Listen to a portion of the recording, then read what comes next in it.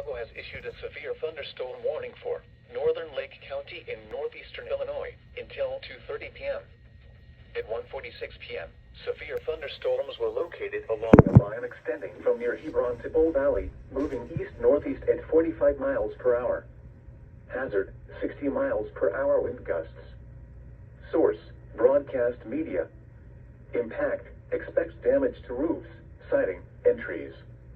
Locations impacted include Lake Catherine, Grandwood Park, Zion, Lake Villa, Old Mill Creek, Fox Lake Hills, Fox Lake, Winthrop Harbor, Round Lake Beach, Haynesville, Grave Lake, Gurnee, Channel Lake, Round Lake Heights, Antioch, Beach Park, Venetian Village, Russell, Wadsworth, Volo, Round Lake, Lindenhurst, Long Lake, Third Lake, and Gages Lake.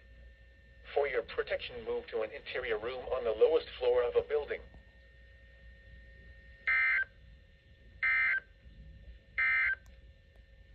The National